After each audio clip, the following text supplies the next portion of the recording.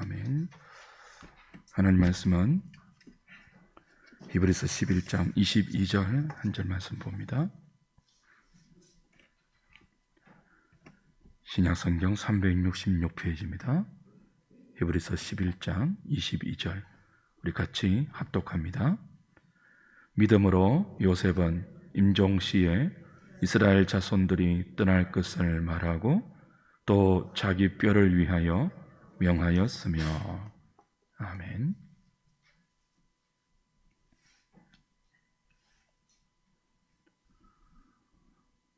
히브리서 저자가 믿음의 선진으로 소개하는 인물 중 아브라함, 이삭, 야곱, 요셉은 족장들입니다. 구약의 족장들이죠. 창세기에 기록된 이 족장들의 삶을 구원의 서정이라는 측면에서 보면 아브라함은 칭의, 야곱은 성화, 그리고 요셉은 영화의 의미를 반영해 주는 면이 많이 있습니다. 이삭은 분량이 가장 적어요. 그리고 아브라함과 또 야곱과 겹쳐서 설명되고 있는 부분이 많고 특별한 어떤 사건이 적기 때문에 구원의 특정한 서정을 대변하기보다는 많은 평범한 신자의 구원의 일생을 보여준다고 할 수 있죠.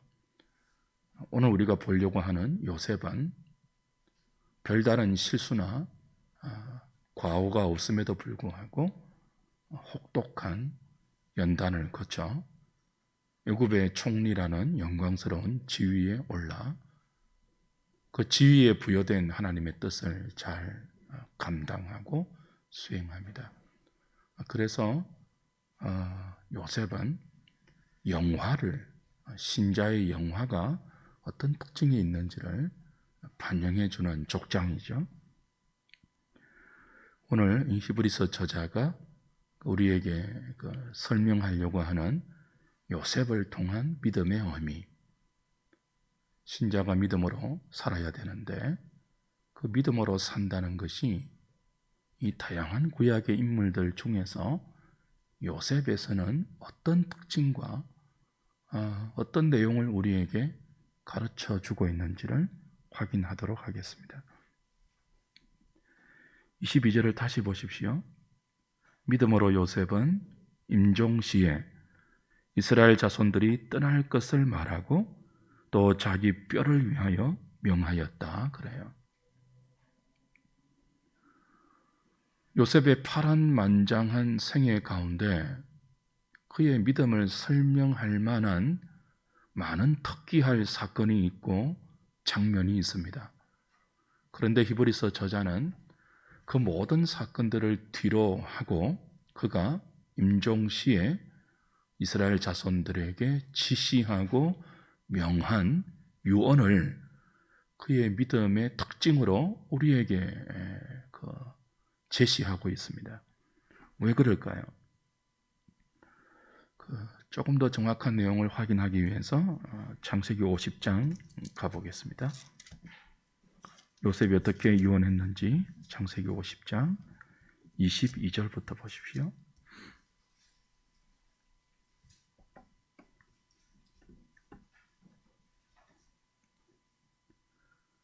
요셉이 그의 아버지의 가족과 함께 애굽에 거주하여 110세를 살며 에브라임의 자손 3대를 보았으며 므낫세의 아들 마길의 아들들도 요셉의 스라에서 양육되었더라.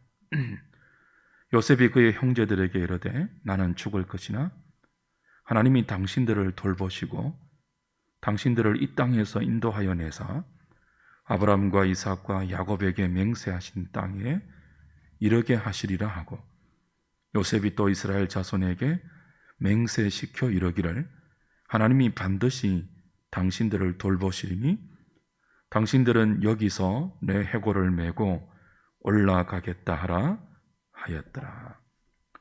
이렇게 이제 요셉의 유언으로 창세기가 끝이 나죠. 요셉이 유언한 이 임종수의 유언한 이 유언에 우리가 오늘 주목해야 할 믿음의 중요한 특징 두 가지가 들어 있습니다. 첫째는 그가 애굽을 본향으로 생각하지 않고 하나님이 아브라함과 이삭과 야곱에게 맹세하여 주신 이 가나안 땅, 그 약속의 땅을 본향으로 생각하고 있다는 점이에요. 본향에 대한 믿음이죠. 또 하나는 이 본향을 향한 이 요셉의 믿음에 애굽에서 오랫동안 살았던 요셉의 전반적인 삶의 태도가 반영되어 있습니다. 요셉은 애굽에 그 애굽이라는 초강대국의 실권을 쥐고 있는 총리입니다. 그럼에도 불구하고 그는 그의 소망이 애굽의 부귀영화가 아니라 하나님이 약속하신 가나안에 있음을 유언을 통해서 후손들에게 가르쳐주고 전수하고 있습니다. 이와 같은 본향을 향한 요셉의 믿음에는 자신에게 허락된 애굽의 총리라는 영광스러운 지위, 그 지위에 따른 권력과 힘을 자신의 믿음에 대한 보상 그리고 복으로 여기지 않고 하나님께서 당신의 뜻을 이루기 위해 요셉에게 잠시 맡겨주신 사명으로 이해하는 이 청지기적 자세를 보여줍니다. 하나님께서 요셉의 일생을 통해서 얻어하신 계획이 뭘까요? 요셉은 말씀드린 것처럼 야곱처럼 아브라함처럼 이삭처럼 별다른 실수나 가오가 성경에 기록되어 있지 않아요. 그럼에도 불구하고 누구 못지않는, 아니 다른 어떤 사람보다 더 혹독한 고난과 연단을 겪습니다. 그리고 마침내 애굽의 총리라는 지위에 오르죠.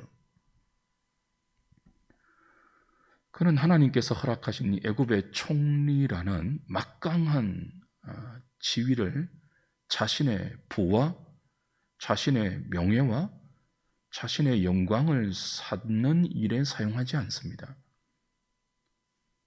자신의 형제들, 아버지의 가족들, 그리고 이스라엘, 그리고 애굽 주변의 모든 나라들을 큰 기근이라는 어려움에서 건지고 구원하고 보호하는 구원자의 역할을 해요.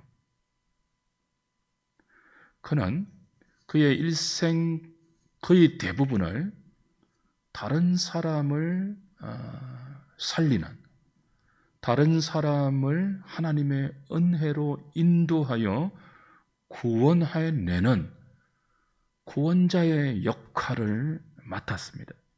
그리고 그걸 충실하게 감당했습니다. 그리고 그 구원자의 실력과 성품과 그 모든 것들을 구비할 수 있도록 오랜 기간 혹독한 고난과 연단을 겪죠. 요셉은 어린 나이에 어머니 라헬을 잃습니다. 그리고 아버지의 편애 속에서 형들의 미움과 시기를 당하죠. 17살에 이 형들에 의해서 죽을 위기를 겪고 그리고 애굽의 노예로 팔려갑니다. 혹자는 요셉이 철부지어서 형들에게 까쭉대고 그리고 미숙하고 어려서 실수한 결과 애굽으로 팔려갔다고 해석을 해요. 그런데 그렇지 않습니다. 요셉의 생애 내내 실수한 적이 없어요. 형들에게 미움을 당해서 죽을 위기를 겪고 그 미움과 시기 때문에 애굽의 노예로 팔려가는데요. 그건 요셉의 실수나 요셉의 미숙함과 요셉의 잘못 때문이 아닙니다. 창세기 37장 가보십시오.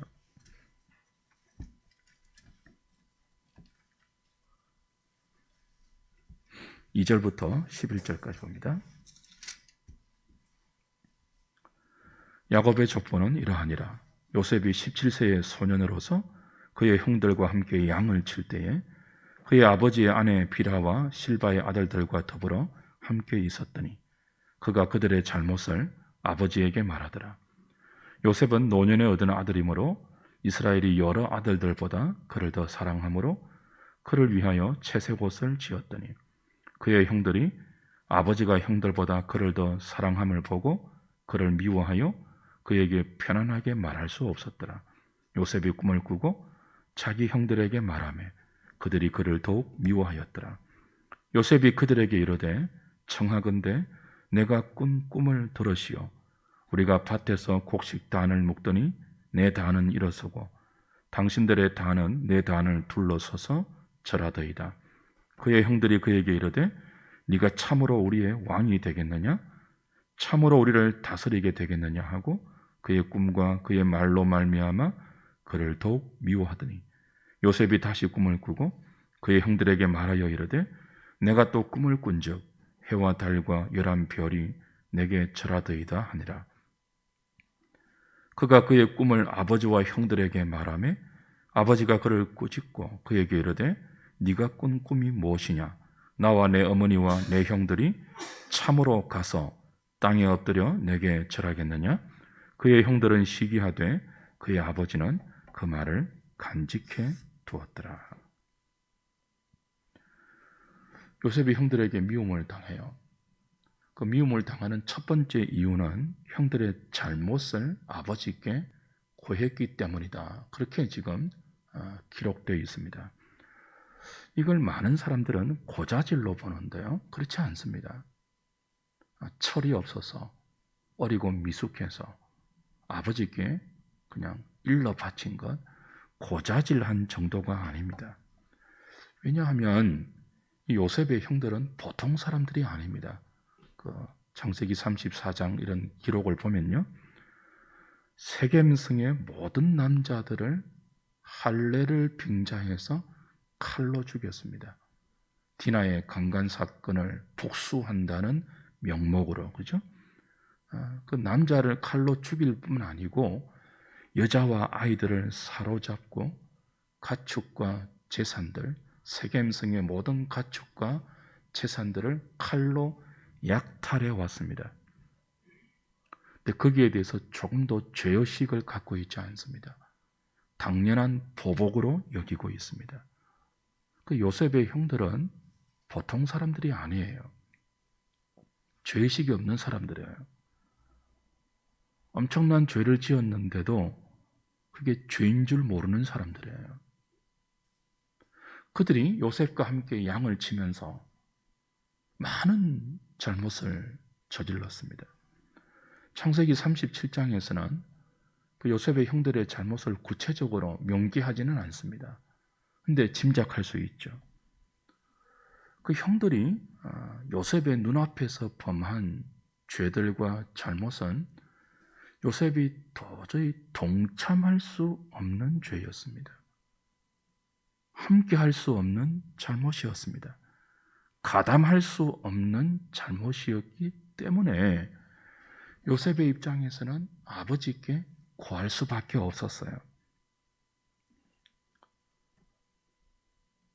그러니까 실수로 미숙해서 일러 바친 고자질이 아니라는 거예요. 나중에 요셉이 노예로 팔려가죠. 애굽에서 보디발의 집에서 그 종로로 탈 때도 철저하게 하나님과 동행했습니다. 그는 주인의 재산을 맡았는데도 정직했습니다. 아무도 보지 않을 때 주인의 아내가 은밀하게 몇 차례나 유혹했죠. 그때 어떻게 했습니까? 내가 어떻게 하나님 앞에 독재하겠습니까? 내가 어떻게 주인을 배신하겠습니까? 하나님 앞에서 고람대오의 정신으로 살았던 인물이 요셉입니다. 주 앞에서 범죄할 수 없다고 주인의 아내의 은밀한 유혹을 뿌리치고 그 범죄의 현장에서 도망갔던 사람이라고요. 그리고 강간미수죄라는 참 억울한 누명을 쓰고 옥살이했죠. 근데 우리가 알고 있죠. 감옥에 갇혔어도 요셉은 범사의 하나님과 함께 했습니다. 하나님의 인도를 받았습니다. 주 안에 사랑하는 여러분, 이런 요셉의 삶의 기록이 우리에게 말해주듯이 애굽의 노예로 팔려가서 흠이 없이 범사의 하나님 앞에서 살았던 이런 삶은요, 한순간에 되지 않습니다. 좋다. 이제부터 내가 이렇게 살겠다. 결심한다고 되는 게 아니죠. 여러분 아시잖아요. 그러니까 어린 시절부터 특별한 하나님의 그 은혜의 간섭 가운데 경건의 훈련을 받고 또 아주 하나님의 세밀한 은혜의 손길을 그의 영혼 가운데 깊이 경험한 사람이 아니고는 이게 하루아침에 되는 경건의 모습이 아니에요. 그래서 요셉이 형들의 잘못을 아버지께 구하는 것을 미숙해서 17살이면 미숙한 것도 아니죠. 어려서 철부지여서 고자질했다고 볼 수 없습니다. 그는 그 시절부터 너무나 특별한 하나님의 은혜의 간섭이 있었고 그 은혜의 손길을 통해서 하나님을 알았고 그 하나님의 면전에서 형들의 잘못을 묵과할 수 없었던 것입니다. 요셉을 성화의 인물이 아니고 영화를 상징하는 인물로 우리가 보는 이유가 여기에 있습니다.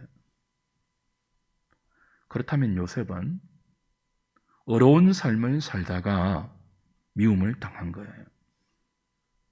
요셉이 형들의 미움을 더 재촉한 또 다른 이유는 꿈이죠. 하나님께서 요셉에게 특별한 꿈을 계시로 주셨습니다. 요셉이 꾼 꿈은 개꿈이 아니에요. 평범한 꿈이 아니에요. 하나님의 계시였습니다. 당시는 아직 성경이 완성되지 않았던 시대이기 때문에 종종 하나님께서 꿈과 환상과 이적들을 통해서 하나님의 특별한 계획을 당신의 사람들에게 보이곤 했죠. 이렇게 계시로 받은 꿈은 그 사람을 완전히 사로잡습니다. 개꿈이 아니에요. 특별한 꿈이에요. 요즘식으로 말하면 하나님의 말씀에 사로잡힐 때 우리가 완전히 딴 사람이 되는 것과 같은 거예요. 그 요셉은 하나님이 주신 이 특별한 계시의 꿈을 받고 그 꿈에 사로잡혔어요. 그 하나님의 말씀에 사로잡혔어요. 자신을 사로잡은 그 말씀을, 그 특별한 계시의 꿈을 혼자만 간직할 수 없었어요. 형들과 그 특별한 하나님의 계시의 말씀을, 그 계시의 꿈을 나눈 거죠. 자랑한 게 아니에요. 형들, 당신들은 내 발 밑에 엎드려 굴복하는 것이 하나님의 뜻이요. 그렇게 우쭐대는 게 아니에요.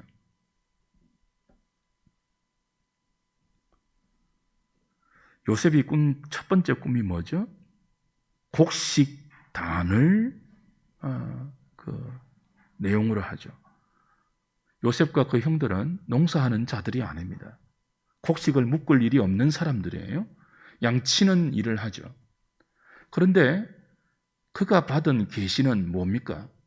곡식을 묶는 것입니다. 곡식과 연관된 거예요. 이것은 앞으로 야곱의 가족들에게 또 이 세상 가운데 곡식과 연관된 하나님의 특별한 섭리와 계획이 있다는 것을 의미합니다.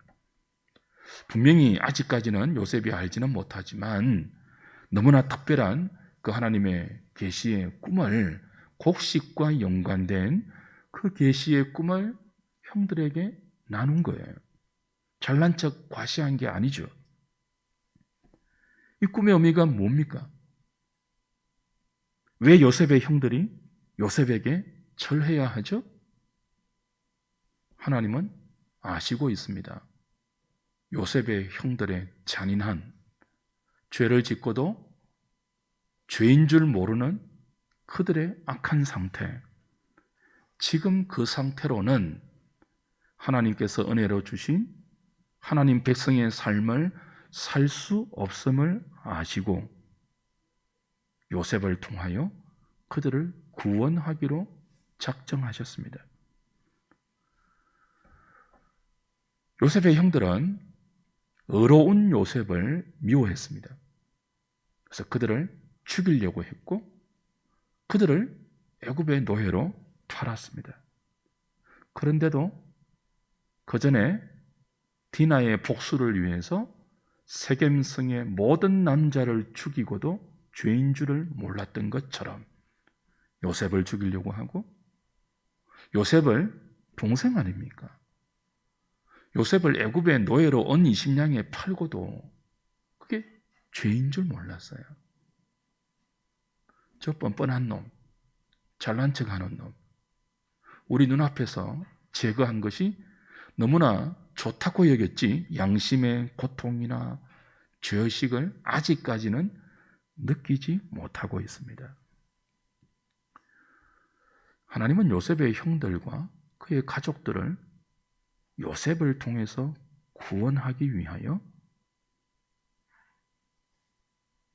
요셉을 어려운 고난으로 미움받게 하시고, 그리고 장차 그 사건 때문에 그 형들이 오랫동안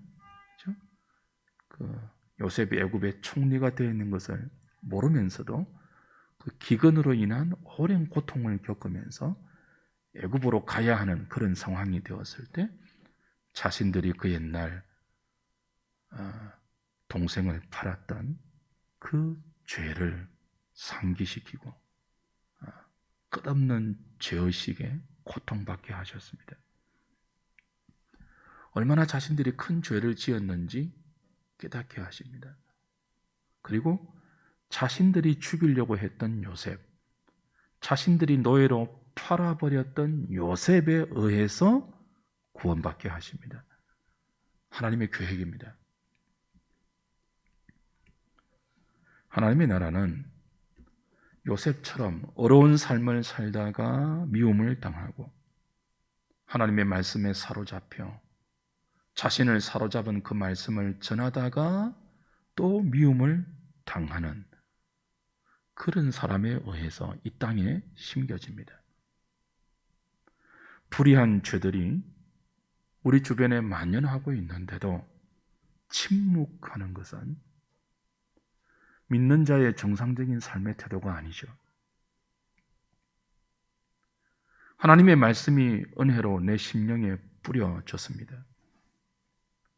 그 말씀이 나를 사로잡아서 나에게 주어져 있는데도 그 말씀을 전하지 않는다면, 그 말씀을 나누지 않는다면 그 또한 정상적인 신자의 삶의 태도가 아니죠.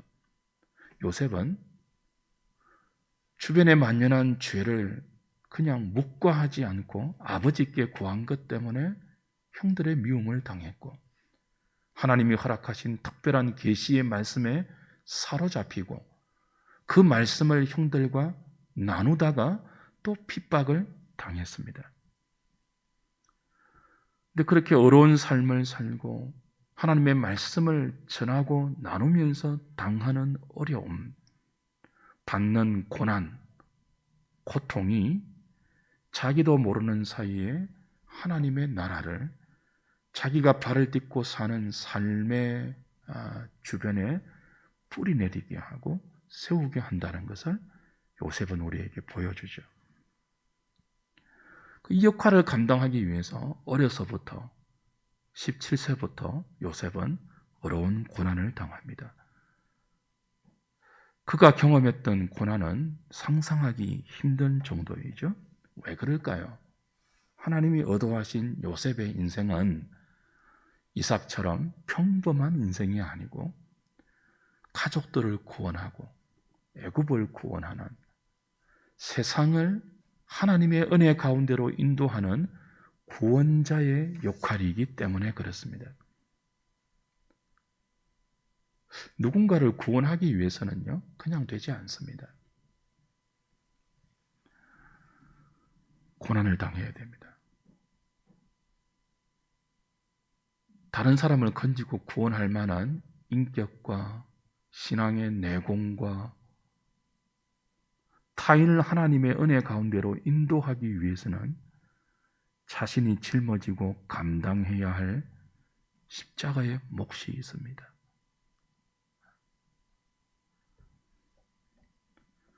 누군가를 구원하기 위해서는 우리 모두에게 있는 인간의 죄성의 깊이와 높이와 길이와 넓이가 어떠함을 깨달아야 합니다. 그리고 그렇게 철저하게 죄성에 젖어 있는 인생에 대한 불쌍한 마음을 가져야 합니다. 그러지 않고는 죄에 찌든 다른 인생을 구원하는 구원자의 역할을 감당할 수 없죠. 요셉을 깊은 웅덩이에 던져서 물도 주지 않고 죽음 가운데로 내몰았던 사람이 누구이죠? 형들입니다. 남들이 아니라 형들이었어요. 애굽으로 가는 이스마엘 상인에게 언 20냥에 요셉을 팔아 넘긴 사람들이 누구이죠? 인신매매범이나 흉악범이나 살인자들이 아닌 형들이었습니다. 아버지의 피를 나눈 형들이었다고요. 이 사건을 통해서 요셉은 배웁니다. 인간이 하나님 앞에 얼마나 무서운 죄인이며 구원받을 자격이 없는 흉악한 죄성에 물들어 있는 자임을 뼈저리게 경험하죠. 남들도 아니고 형들인데 말입니다.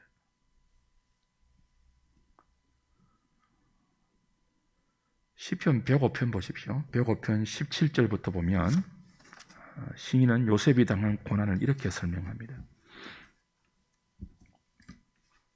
시편 105편 우리 몇 번 확인한 내용인데요.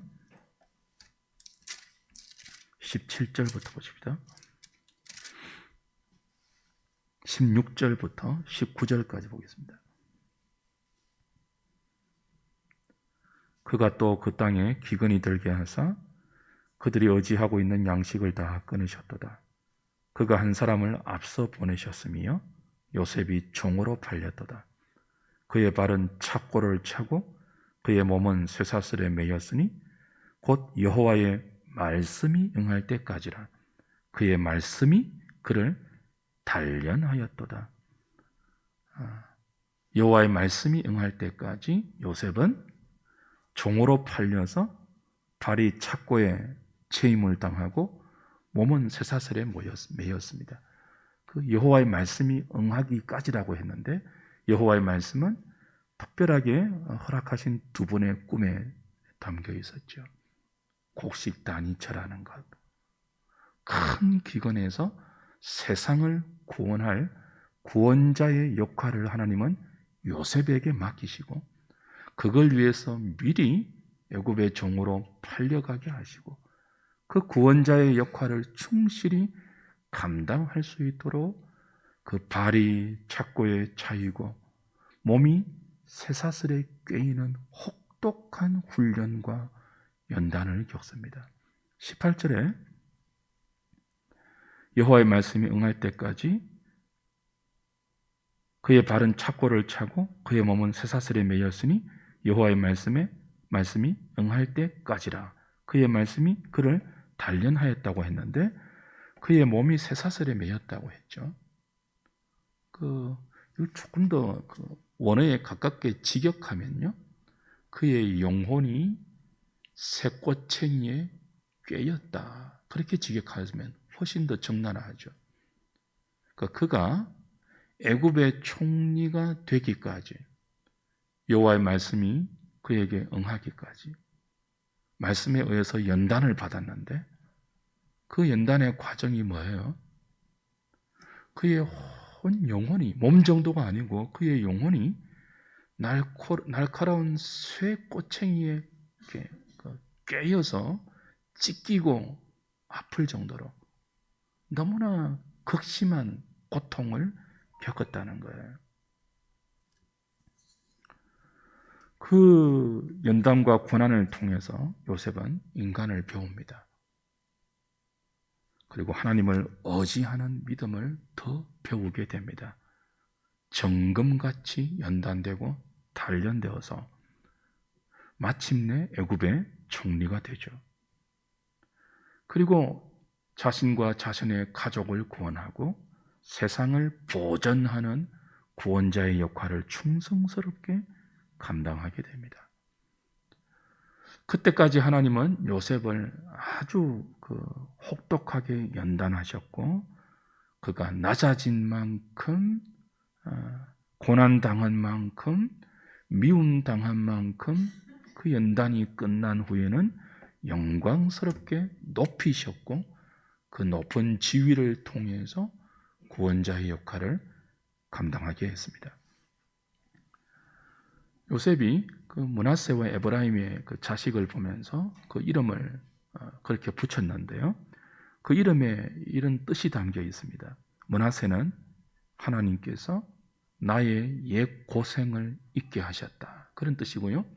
에브라임은 하나님께서 나의 옛 고생을 잊게 하실 뿐 아니라 창성케 하시고 복을 주셨다, 그런 뜻입니다.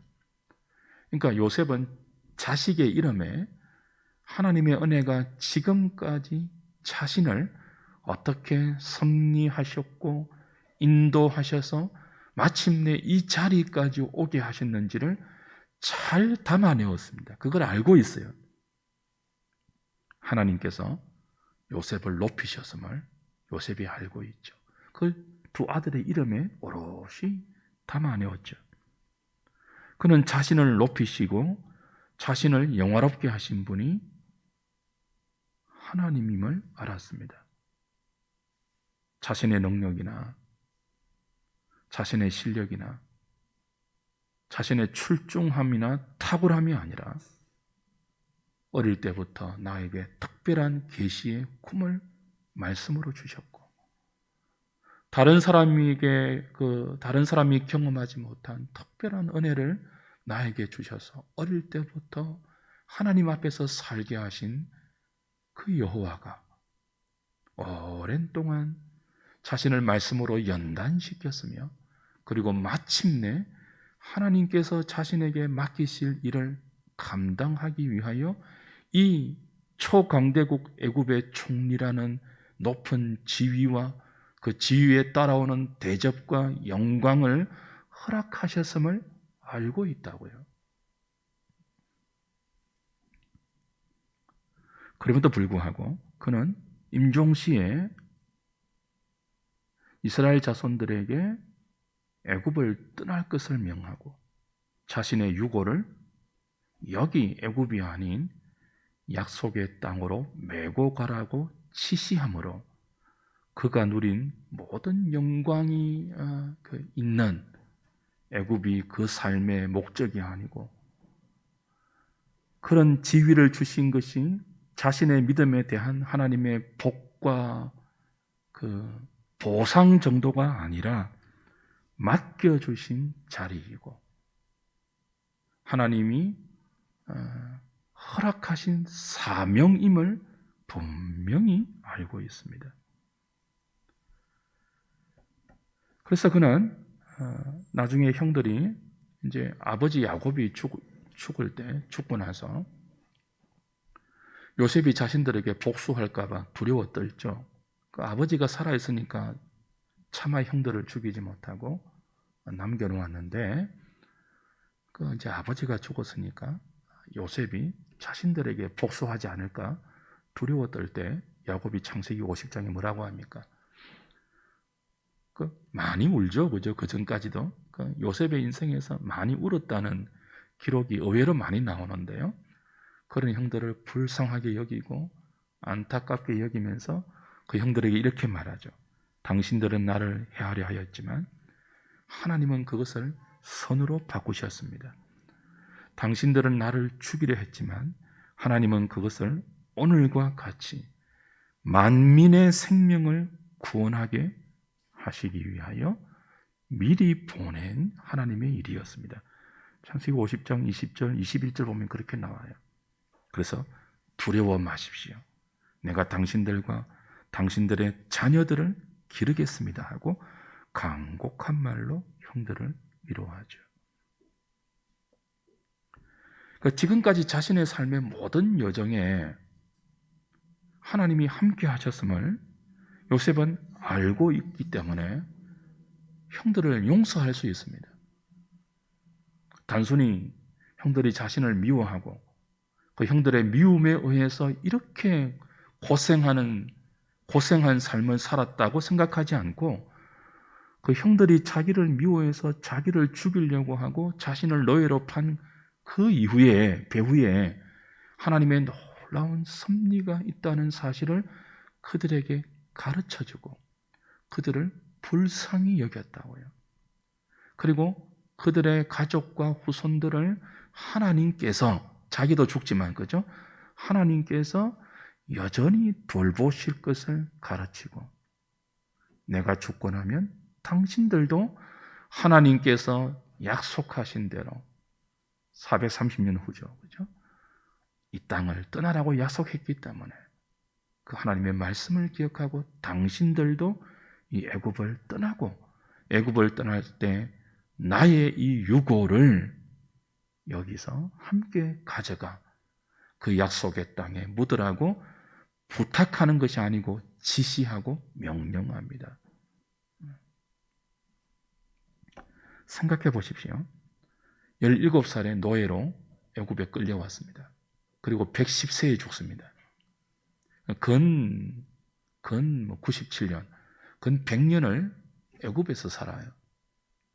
애굽에서 온갖 일을 경험해요. 그러면 애굽이 거의 고향 아닙니까? 그런데도 그 땅에서 온갖 고생을 경험하고 마침내 총리의 영화로운 자리에 올라서 하나님께서 부여하신 구원자의 역할을 충성스럽게 감당했다면 그 땅을 고향으로 여겨도 누가 뭐라고 하겠습니까? 그런데도 그는 하나님께서 약속하신 가나안 땅에 대한 소망을 임종시의 모든 형제들에게, 후손들에게 이어주고 있습니다.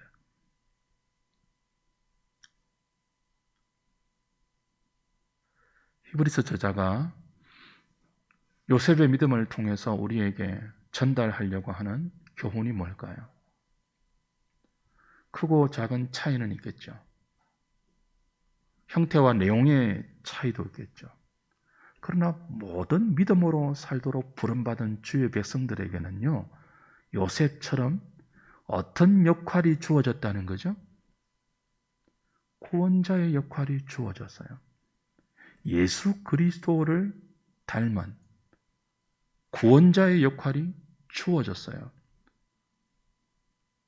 그렇게 살다가 죽을 때에는 그 충성스러운 사명을 감당했음에도 불구하고 이 땅에 소망을 두지 않고 하나님이 허락하신 총리라는 지위와 그 지위에 함께 따라왔던 영화에 자신의 몸과 마음을 사로잡히지 않고 그의 소망은 언제나 본향에 있었음을 우리에게 가르치고 있죠.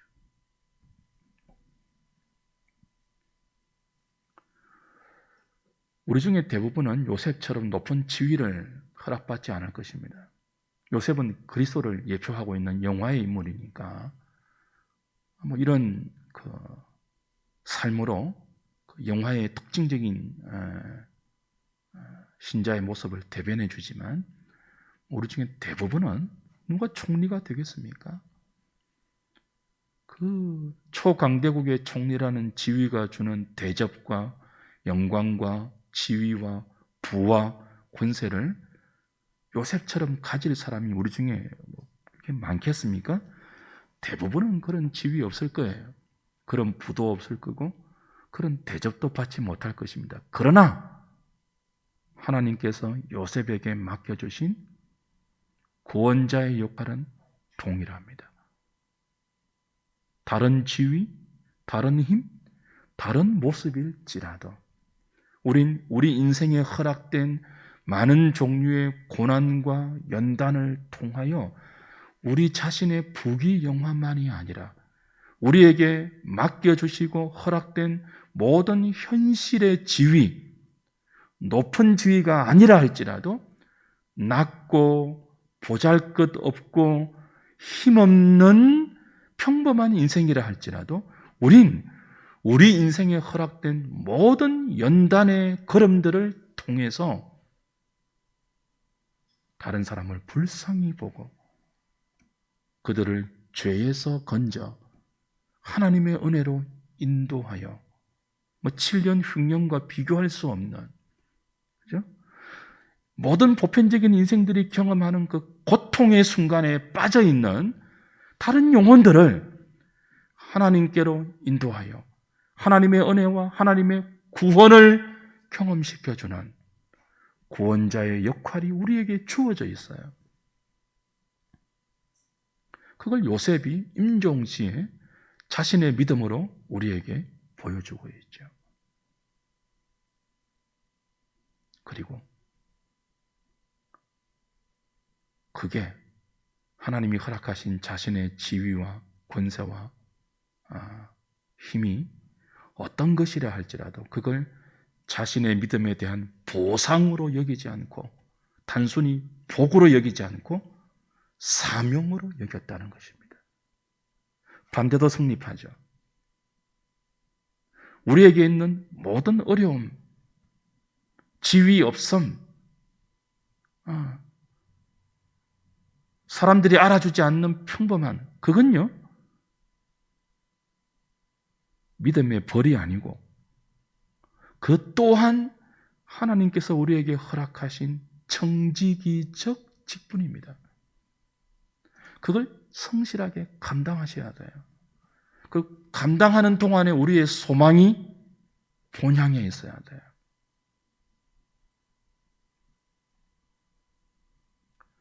그걸 그의 후손들에게 명하고 죽죠. 너희들은 애굽을 떠나라. 그리고 너희들이 떠날 때 하나님이 떠나게 하실 때 내 뼈를 가지고 가라. 출애굽기 13장 보면 모세를 필두로 출애굽할 때 그들이 이 요셉의 유언대로 요셉의 뼈를 가지고 가요. 여호수아서를 보면요, 여호수아가 이스라엘 백성들을 가나안 땅에 인도하여 드릴 때 세겜 땅에 이 요셉의 유언대로 요셉의 유고를 묻죠.